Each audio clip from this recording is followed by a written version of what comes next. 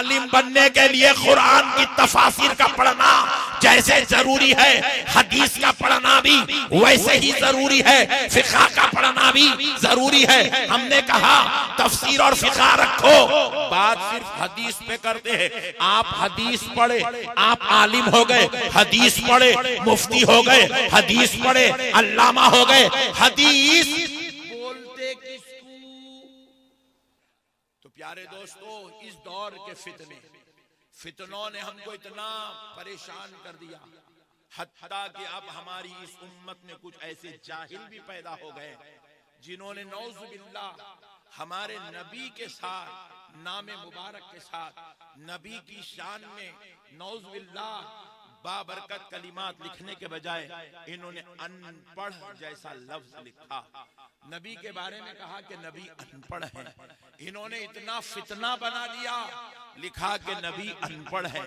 फिर पूछा गया क्यों अनपढ़ है, तो जवाब दिया क्योंकि हुजूर पढ़ना लिखना नहीं जानते थे। फिर हमने पूछा क्यों पढ़ना लिखना नहीं जानते थे, तो उन्होंने जवाब दिया कि हुजूर का कोई उस्ताद नहीं है, हुजूर ने किसी के सामने ज़ानुए तलम्मुज़ अदा नहीं किया, इसलिए हुजूर का कोई उस्ताद नहीं है, इसलिए हुजूर पढ़ना लिखना नहीं जानते थे। मगर आओ दोस्तों, इन जाहिलाना, इन काफिराना बातों ने मुसलमानों के ईमान को कमजोर कर दिया, अकीदों को कमजोर कर दिया। अब हुजूर की इल्मी शान आप सुनेंगे तो आपको पता चलेगा कि मेरे आका ने इल्म को क्या मुकाम, क्या इज्जत अता फरमाई है। तब हमारे दिलों में जब इल्म की अहमियत पैदा होगी तो फिर हम अपने बच्चों को पढ़ाने की तरफ रग़बत भी कर लेंगे। प्यारे दोस्तों, जरा सोचिएगा, लोग कह रहे हैं हुजूर अनपढ़ हैं, हुजूर पढ़ना लिखना नहीं जानते थे। हमने कहा अच्छा, अगर हुजूर पढ़ना लिखना नहीं जानते थे, अगर तुम अपने बाबा जान के शरीफ और ईमानदार बेटे हो और बाबा जान ही से हो, अगर इसके अंदर आपकी जो है हलाल होने का सबूत है, तो बस जरा सिर्फ इतना बता दो कि ये जो मस्जिद के आलिम हैं, मौलाना हैं, जिन्होंने मदरसे से फाजिल और आलिम की सनद हासिल की है, तुम इनको क्या कहते हो? तो आप कहेंगे, मतलब बाजू वाला कहेगा कि मौलाना, हम इनको मौलाना कहते हैं। हमने पूछा मौलाना क्यों कहते हैं? कहेंगे कि ये आलिम दीन है, ये फाजिल है। हमने पूछा अच्छा, ये आलिम दीन है इसलिए इनको मौलाना कहा जाता है, जरा ये बताओ ये आलिम दीन पढ़ा क्या?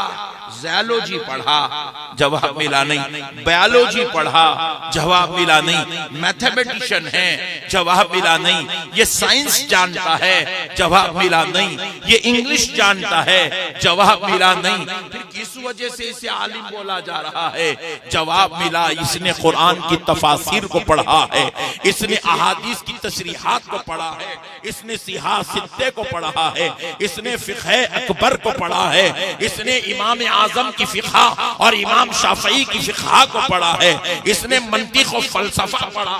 जरा सोचो मुसलमानों, जो तफसीर पढ़ ले, हदीस पढ़ ले, फिक़ा पढ़ ले, मंतिक़ और फ़लसफ़ा पढ़ ले, उसको कहते हैं आलिम। नहीं समझे आप? समझे? हनुमानगढ़ में 1 बजे के बाद नहीं बोलते क्या? बोलते अल्लाह तेरा शुक्र है। जरा बोलो, जो तफसीर पढ़ ले, हदीस पढ़ ले, फिक़ा पढ़ ले, वो क्या है? जरा बोलो ना जी, और जरा बोल से बोलो। ये आलिम बोले तो मस्जिद के मौलाना, इतना जहन में रख लो आप। मुफ्ती साहब फतवा देते नहीं, बाजू वाले शेखुल हदीस आलिम, हजरत जी आलिम, मुफ्ती दारुल उलूम देवबंद आलिम। सुभान अल्लाह, जरा जोर से बोलो।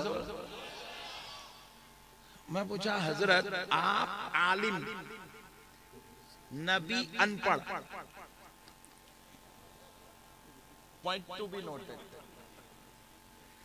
अरे यार बहुत ठंडे लोग हैं तुम लोग, इतना बुरा लाइट ले रहे हो तो ताज्जुब हो रहा मेरे को। मैं आपको पूरी दुनिया का सबसे बड़ा फितना खत्म कर दे रहा हूं आज।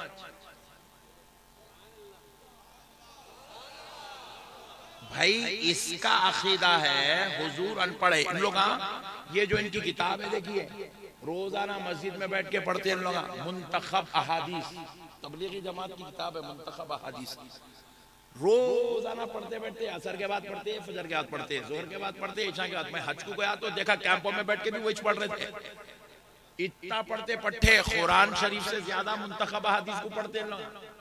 वो किताब में कुरान की एक आयत का तर्जुमा लिखा हुआ है, हमने अरब के उन्हीं अनपढ़ों में से एक अनपढ़ को नबी बनाया। नौज़ुबिल्लाहि मिन ज़ालिक। दावत और तबलीग बाब है, उस बाब में दूसरे नंबर पर आयत है, उस आयत का ये तर्जुमा लिखा हुआ है।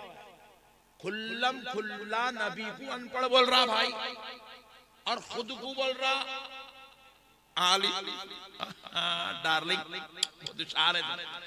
ऐसा बोलना तुम लोगों को, मैं अशरफे मिल्लत बैठे अदब में बात करेंगे, बोले तुम लोग नहीं सुनते।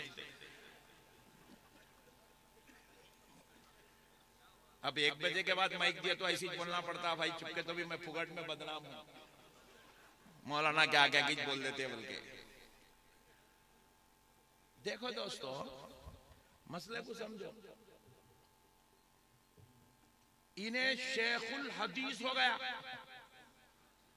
शेखुल तफसीर हो गया, शेखुल फिक़ा हो गया, अमीरे मिल्लत इस्लामिया बन गया, और नबी अनपढ़। अल्लाहु अकबर, क्या मनूस अकीदा लेके आए रे भाई। जरा देखो दोस्तों, हमने मौलाना को पकड़ा जिसको ये शेखुल हदीस कहते हैं, शेखुल तफसीर कहते हैं, मुफ्ती दारुल उलूम कहते हैं। हमने पूछा, ऐ मुफ्ती साहब, अल्लामा साहब, मौलाना साहब, आलिम साहब, फाजिल साहब, जरा ये तो बताओ कि तुमने अपने आप को आलिम अल्लामा मुफ्ती कहा किस वजह से?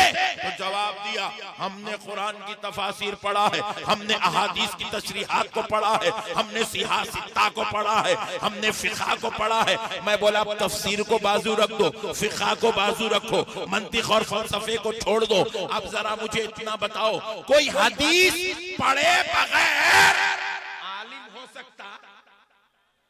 जरा जोर से बोलो, हदीस पढ़े बगैर कोई आलिम हो सकता?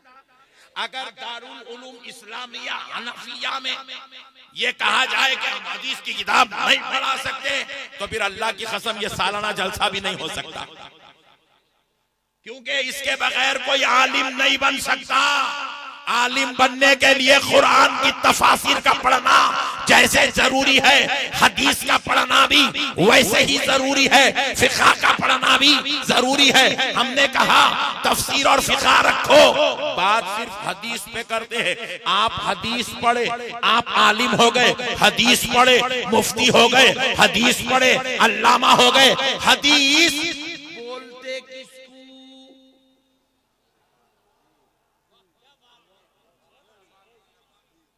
हदीस बोलते किसको?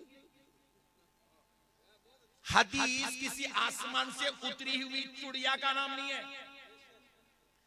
हदीस कोई समंदर से निकलने वाली मछली का नाम नहीं है। हदीस किसी लाल किताब या हरी किताब की जन्म लेने वाली चीज का नाम नहीं है। हदीस कहते हैं जो मेरे मुस्तफा ने फरमा दिया है, जो मेरे नबी ने करके दिखा दिया है। नबी का कौल हदीस, नबी का फ़ेल हदीस, और नबी के सामने सहाबा ने कुछ अमल किया, हुजूर ने मना नहीं किया, अमले सहाबा को देखकर हुजूर खामोश रहे। सुकूते मुस्तफा हदीस। मेरा नबी, सुन लो, 3 चीजें हदीस की आपके समझाने के लिए अर्ज कर रहा हूं। 3 चीजें, नबी जो कह दे वो हदीस, नबी जो करे वो हदीस, नबी सहाबा के अमल पर खामोश हो जाए हदीस। अब जो मेरे नबी के कौल को पढ़ ले वो आलिम। सुभान अल्लाह। कौले मुस्तफा को जो पढ़ ले वो आलिम, फ़िले मुस्तफा को जो पढ़ ले वो आलिम, सुकूते मुस्तफा को पढ़ ले आलिम। अरे सालिमो, मेरे नबी के कौल को पढ़ के तू आलिम बन सकता, तो फिर जिसका कौल है उसके इल्म का अंदाजा, उसके इल्म का आलम क्या होगा।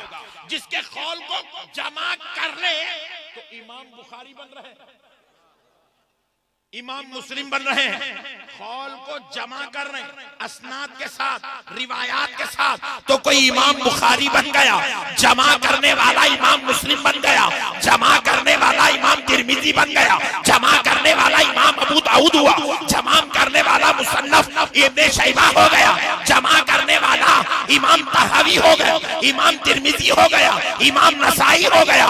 और सुनो, जिसने मेरे मुस्तफा के कौल पर, अखवाल पर तहकीक की, वो इमाम आजम अबू हनीफा हो गया, वो इमाम शाफई हो गया, वो इमाम मालिक हो गया, वो इमाम अहमद बिन हम्बल हो गया, वो इमाम मुबारक हो गया, इमाम अब्दुल्ला इब्ने मुबारक हो गया, वो इमाम तहावी हो गया। और जिसने मेरे मुस्तफा के एक एक कौल को अपनी जिंदगी में दाखिल कर लिया, अमल कर लिया, वो गौसे आजम हो गया, वो गरीब नवाज हो गया, वो बंदा नवाज हो गया, वो मखदूमे सिमना हो गया। तो सुनो दोस्तों, जिसके कौल को तहकीक करने वाला इमाम आजम होता है, जमा करने वाला इमाम बुखारी इमाम मुस्लिम होता है, अमल करने वाला गौसे आजम गरीब नवाज होता है, तो फिर सोचो, जिस जुबान से कौल निकल रहा हो उस ज़ात अक़दस की अज़मतों का आलम क्या है।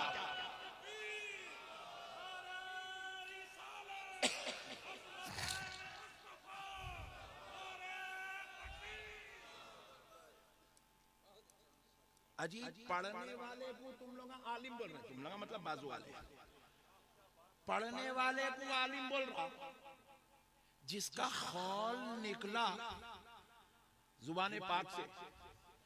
एक सहाबी आए मेरे मुस्तफा की बारगाह, सदके जाऊंगी मेरे आका के, क्या शान लेके पैदा हुए मेरे नबी। सहाबी आए, आके कहने लगे, या रसूल अल्लाह, क्या हमारे ऊपर मिसवाक करना जरूरी है? क्या हर नमाज से पहले मिसवाक करना हमारे ऊपर जरूरी है? 2 बार पूछे, तीसरी बार पूछे, या रसूल अल्लाह, क्या हर नमाज से पहले मिसवाक करना हमारे ऊपर जरूरी है? रसूल अल्लाह ने कहा, सहाबी, जब तुम सवाल करो और अगर मैं जवाब ना दूं तो खामोश हो जाओ, बार बार सवाल मत करो, बार बार सवाल मत करो। अगर मैं एक बार हाँ कह दूं, अल्लाह की कसम क़यामत तक वो अमल करना तुम्हारे ऊपर लाजिम हो जाए। जिसकी हाँ की ये शान है, तो उसके कौल की शान का आलम क्या होगा। अल्लाह अल्लाह। हजरत सैयदुना अबू ज़र रज़ी अल्लाह तआला अन्हु इब्तिदाए इस्लाम में, इब्तिदाए दौरे इस्लाम में हुजूर जो कुछ फरमाते थे, हुजूर जो कुछ फरमाते थे हजरत अबू ज़र लिख लेते थे। हजरत अबू ज़र, बोलिए ना, बोलिए ना, और लिख लेते थे। बोले तो आप समझ रहे होंगे कॉपी पेन लेके जाते थे ना, जब पेन था ना कॉपी थी। कैसे लिखते थे? पत्थरों से। किस पे लिखते थे? हड्डियों पे, पत्थरों पे, चमड़ों पे लिख लेते थे। अल्लाहु अकबर। लिखने के लिए कैसा एहतिमाम, हड्डियां जमा करते थे, हड्डियां। आज हमारे बच्चों को 10 कॉपियां स्कूल को लेके जाओ, बोले तो पेरेंट्स जाके, माँ बाप जाके जो है स्कूल में लड़ रहे हैं, इतने बुका देगी, क्या करना चाह रही थी। सहाबा हड्डियां हड्डियां उठा के लेके फिरते थे, पत्थरे उठा के लेके फिरते थे, चमड़े उठा के लेके फिरते थे रसूल अल्लाह के अहवाल को लिखने के लिए। इस पर भी गुफ्तगू करेंगे 5 मिनट बाद। जरा पहले मसला सुन लो। हजरत अबू ज़र लिख रहे थे, एक बस्ता रहता था, उसके अंदर चमड़े का बैग, उसके अंदर जमा करके रखते थे पूरी हड्डियां। रोजाना हुजूर जो जो कह रहे हैं लिख लेना, जो जो कह रहे हैं लिख लेना, जो जो कह रहे हैं लिख लेना। एक दिन रास्ते से गुजर रहे थे, मुनाफिकीन पकड़े हजरत अबू ज़र, अबू ज़र क्या लेके फिरता है रोजाना? बोले इसमें ये वो चीज है जिस पर मैं अपने नबी के कलाम को लिख लिया करता। मुनाफिकीन बोले, कुफ्फार मुशरिकीन बोले, अबू ज़र तेरा नबी खुशी में है, जो कहा तू वो भी लिख लेता है, नबी जलाल में जो कहता है तू वो भी लिख लेता है, नबी मजाहन कुछ कहता है तू वो भी लिख लेता है, नबी कुछ ऑर्डर दे फरमान जारी करे तू वो भी लिख लेता है। अजीब व गरीब आदमी है यार, अजीब कामा करता है। एक दिन बोले, 2 दिन बोले, 4 दिन बोले, 8 दिन बोले, हजरत अबू ज़र का मजाक बनाना शुरू कर दिया। हजरत अबू ज़र क्या करे, वो बस्ता लाना छोड़ दिए, इन लोग मेरा मजाक बना रहे, चुप, अच्छा नहीं दिख रहा, बल्कि वो बस्ता रखना छोड़ दिए, बैग घर में रख दिए, नहीं लाए हुजूर के पास, लिख नहीं रहे। एक दिन हुजूर देखे अबू ज़र नहीं लिख रहे, दूसरे दिन हुजूर देखे अबू ज़र नहीं लिख रहे, तीसरे दिन हुजूर ने देखा अबू ज़र क्या हुआ, नहीं लिख रहे हो? बोले या रसूलल्लाह मैं लिख लेता हूं, मुनाफिक मजाक उड़ा रहे हैं। कहा अबू ज़र सुन, उन मुनाफिकों से जाकर कह दे जो तुझसे ये कहते हैं कि तेरा नबी खुशी में, जलाल में, मोहब्बत में, फरमान में जो कुछ कहता है, मजाहन जो कहता है तू सब लिख लिया करता है। अबू ज़र उन मुनाफिकों से कह दे कसम रब्बे जुल जलाल की, मोहम्मद अपनी तरफ से कुछ नहीं कहता, वो कुछ कहता है जो उसका रब उस पे इल्हाम फरमाता है। मोहम्मद की जुबान होती है, कलाम परवरदिगार का होता है। अल्लाहु अकबर। जिसकी जुबाने अक़दस से कलामे इलाही, इल्हामे इलाही, कश्फे इलाही जारी हो, लोग उसको अनपढ़ कह रहे हैं। इसीलिए दोस्तों हमारा और बाजू वालों का इख्तिलाफ जमीन का झगड़ा नहीं है। कई लोग आज हमारे को बोले मौलाना साहब हालात बड़े नाजुक है, मुसलमान मुत्तहिद होना चाहिए। हम बोले बेशक होना चाहिए, हम भी इत्तेहाद करने को तैयार हैं, बहुत हालात नाजुक है, कहां से भी कितनी भी कोशिश करे तो लोग हटने को तैयार नहीं है, पूरा मुसल्लत होके बैठ गए। राहुल गांधी साहब भी बड़े टेंशन में हैं, तेजस्वी यादव की नींद उड़ी हुई है, मसले हल नहीं हो रहे हैं। हम भी चाहते हैं कि भाई मुसलमान मुत्तहिद हो जाओ, मगर मुत्तहिद गुस्ताखी पे नहीं हो सकते, जलालत पे मुत्तहिद नहीं हो सकते। एक मिसाल दे रहा हूं, हजरत आपका नूरानी चेहरा देखा तो याद है, हमारे हनुमानगढ़ में एक मुसलमान साहब हैं, बाजू वाले, मिसाल दे रहा हूं, है नहीं। जाते जाते हमारा बच्चा क्या कर रहा है, एक पत्थर लिया, मार के उनके एलिवेशन का, घर के एलिवेशन का गिलास फोड़ दिया। चचा घर से बाहर, कौन मारा मेरे घर पे पत्थर? बोले चाचा मैं मारा, अब्दुल रशीद। बेवकूफ है तू, जालिम है, बदबख्त है, नालायक। चचा नहीं, इत्तेहाद, मोहब्बत, आप मुझसे मोहब्बत, मैं आपसे मोहब्बत। अरे बेवकूफ, तू मेरा आईना फोड़ के मोहब्बत की बात कर रहा।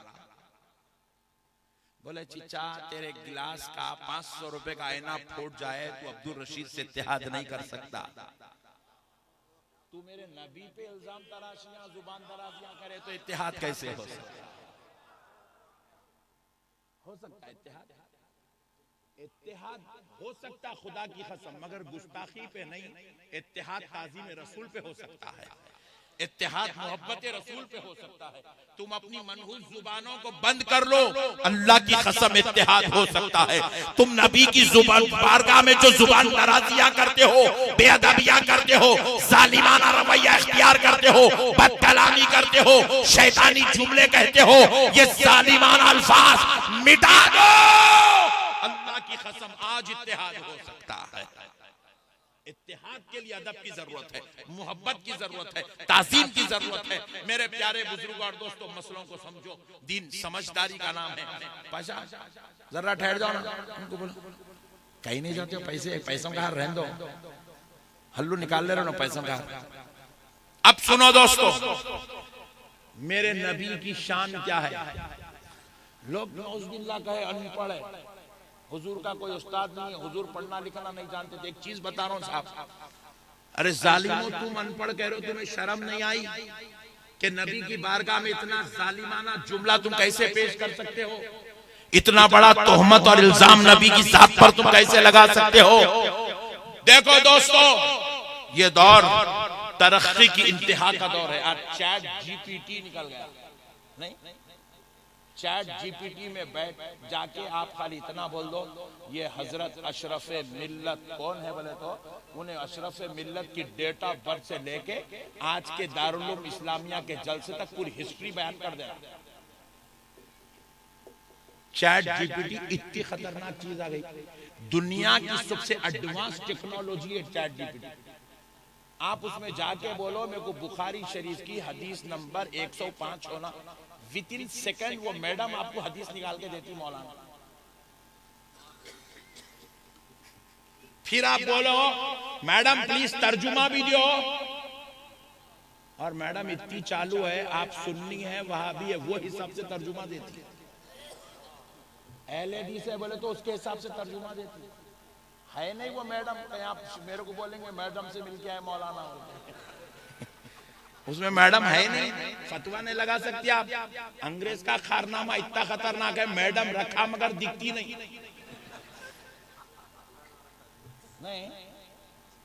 महिंद्रा की गाड़ियों में बैठते कि मैडम आवाज देते, प्लीज यूज सीट बेल्ट। मैं बोला oh madam you is very great, मैं सीट बेल्ट नहीं लगाया, पीछे मेरी मैडम बैठी है उसको नहीं मालूम, मगर महिंद्रा की मैडम को मालूम है। और आप फतवा नहीं लगा सकते नक्शबंदी साहब की गाड़ी में एक मैडम है, नहीं है।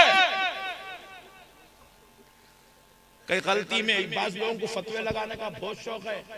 मैं तो इतना बड़ा फतवा प्रूफ बन गया हूं, फतवे लेके फिरते फिरते वापिस देना शुरू कर दिया। जहां गया वहां का फतवा, हनुमानगढ़ में कोई लगाया नहीं इसलिए दे रो नहीं, वरना जा लगा वहां खबर पे लिख जाके तख्ती पे चिपका के आ जाओ।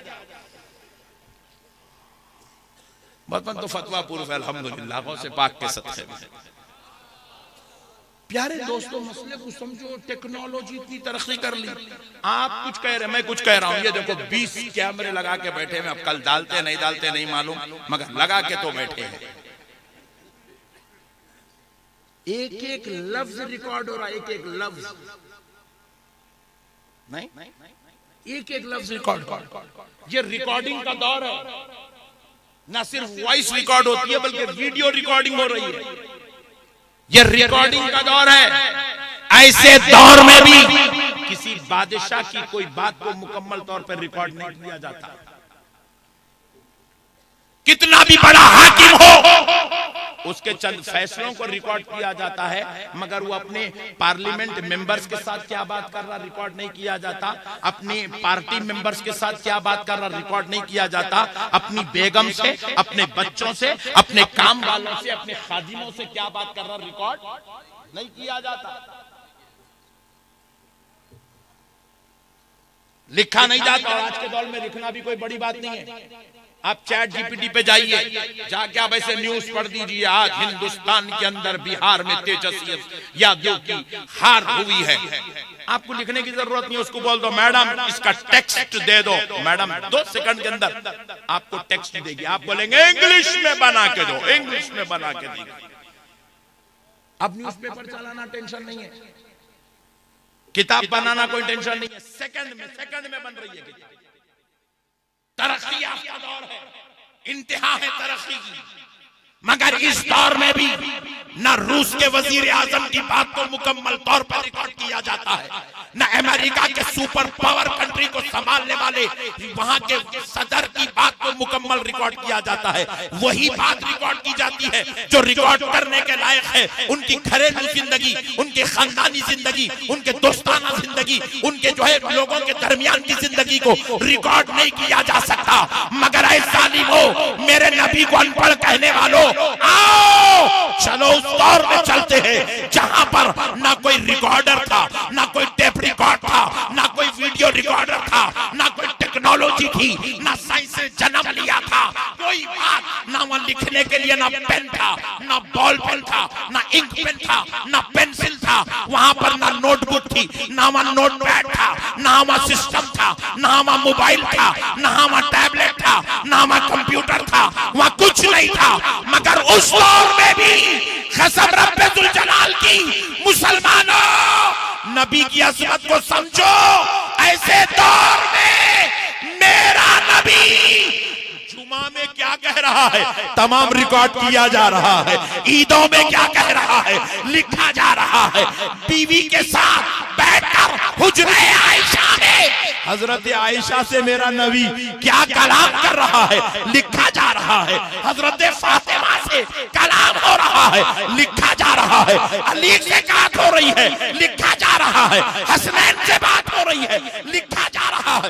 मैदान जंग में नबी ने क्या कहा, लिखवाया जा रहा है।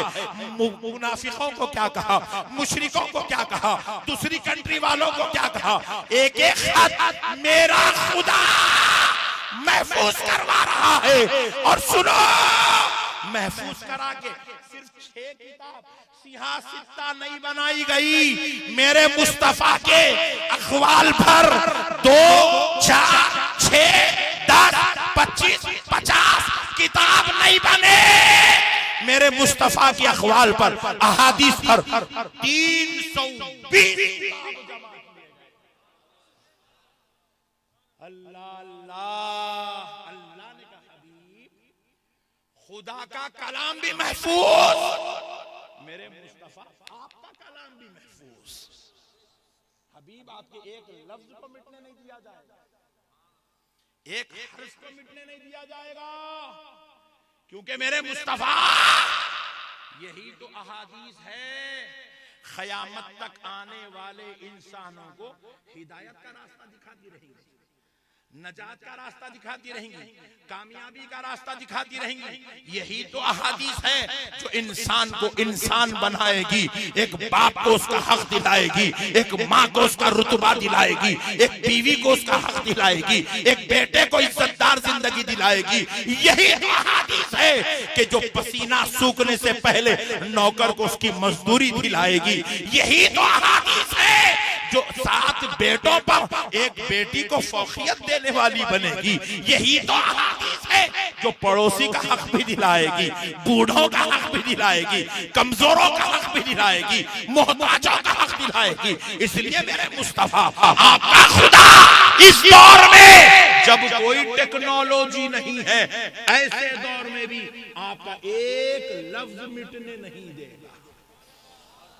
अल्लाह अल्लाह होकर जिसके एक एक खौल और एक एक फेल, एक एक हरकत की अल्लाह इसी हिफाजत करे।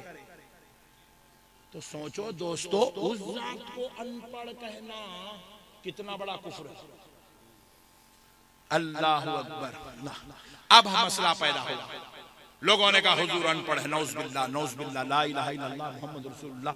हमने पूछा जालिमो, तुमने नबी को अनपढ़ क्यों कहा? जवाब मिला इसलिए क्योंकि हुजूर पाक अलैहिस्सलातु वस्सलाम लिखते नहीं थे, लिखते नहीं थे।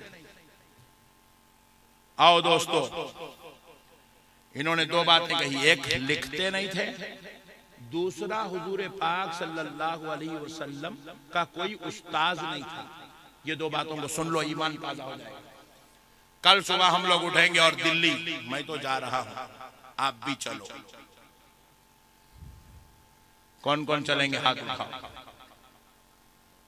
हाँ बस एक बेचारा चला, तू चलो मेरे बाबा, मैं तुम्हें फ्री में लेके जाऊंगा। बहुत खतरनाक लोग हैं। मैं दिल्ली से हैदराबाद जाऊंगा और आप सुप्रीम कोर्ट जाएंगे, जाके वहां सुप्रीम कोर्ट में बैठना, देखना जज साहब सुबह 10 बजे से लेके शाम के 5 बजे तक 25 फैसले लेंगे। सुप्रीम कोर्ट ऑफ इंडिया का जज 25 डिसीजंस अगर लेगा मगर एक भी जजमेंट अपने हाथ से नहीं लिखेगा। अब्दुल रशीद कल रात में अपनी बीवी का मर्डर करा, उसको चाकू लेके मारा, उन्हें पलटा के 2 मारी, इन्हें 3 मारा, बीवी मर गई। जी जज नहीं लिखता। जज बोलो, जोर से बोलो। सुप्रीम कोर्ट का नहीं जी, हाई कोर्ट का जज भी नहीं लिखता। हाई कोर्ट तो दूर की बात है, सेशन कोर्ट का जज भी, क्योंकि लफ्ज़ जज जो है ना, लिखना उसकी शान के खिलाफ है।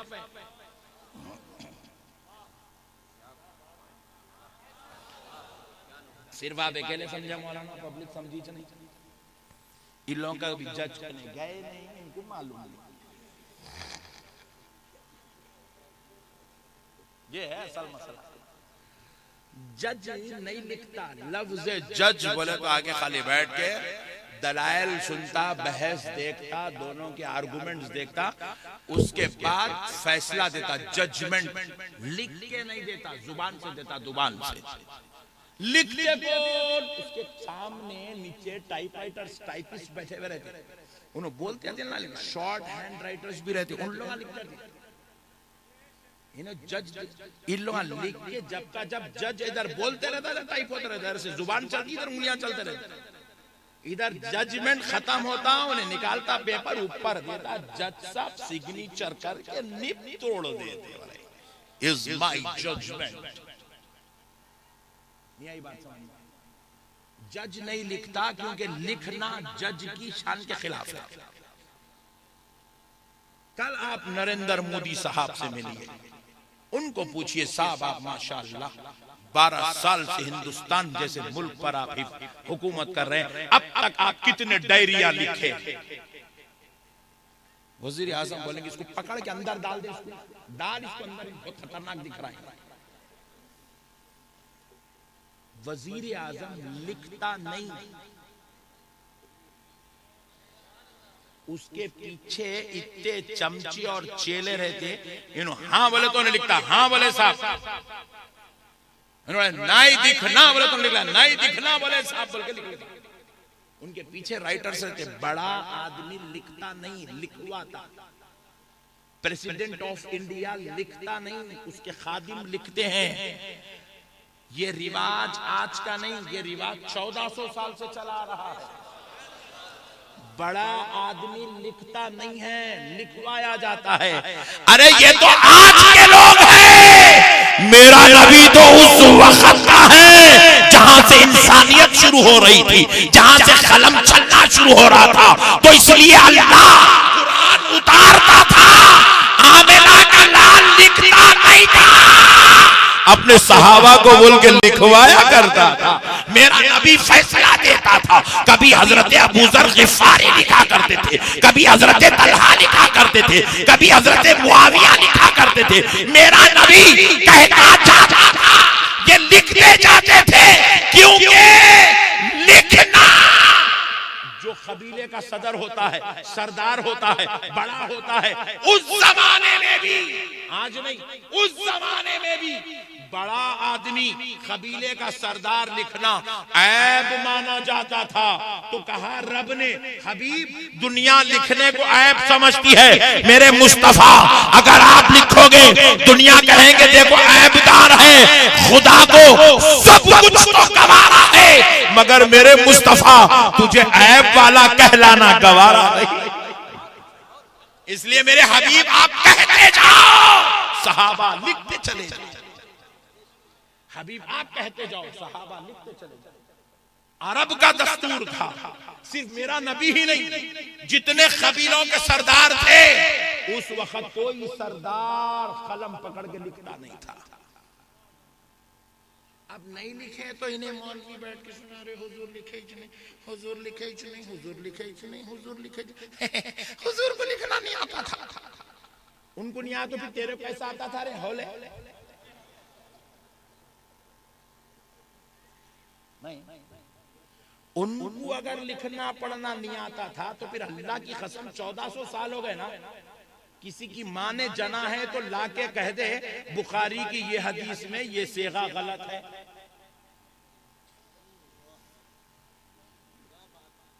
जैसे कुरान के सेगे में किसी की मां ने नहीं जना के कोई गलती निकाल ले, अहादीस के सेगे में भी अल्लाह की कसम किसी की मां ने नहीं जना कोई गलती निकाल। मेरा नबी तो फसाहत और बलागत का इमाम था। अब ये सवाल क्यों पैदा हुआ? हम इनसे पूछा, जालिम इतना मनहूस ख्याल क्यों रखते हो नबी के बारे में? तो बोले नबी का तो कोई उस्ताद है ही नहीं।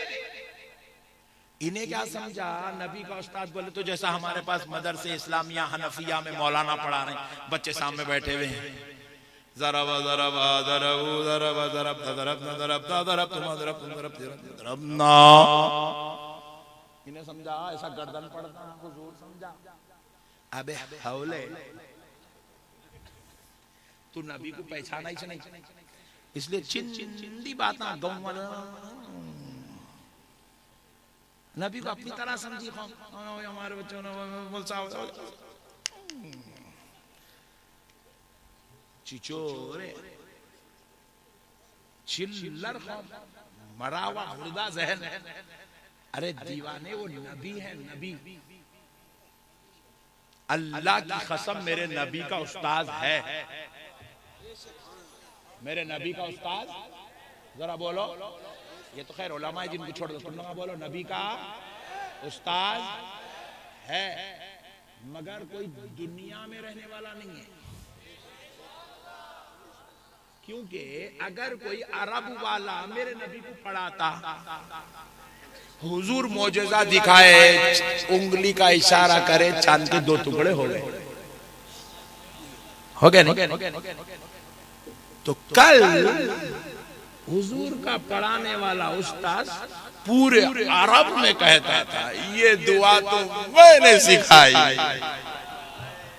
और अल्लाह को ये गवारा नहीं है कोई ये कहे कि मैंने सिखाया है। अल्लाह कहता है, हबीब आप पूरी कायनात को सिखाने आए, आपको कोई कैसे सिखा सकता है? हबीब आप पूरी वयुअल्लिमुहुमुल किताबा वल हिकमता, हबीब हमने आपको किताब और हिकमत का इल्म देके भेजा है। हबीब कोई आपको कैसे सिखा सकता? कोई ये कहे कि ये मैंने सिखाया, ये मैंने सिखाया, ये मैंने सिखाया, रब को ये गवारा नहीं है।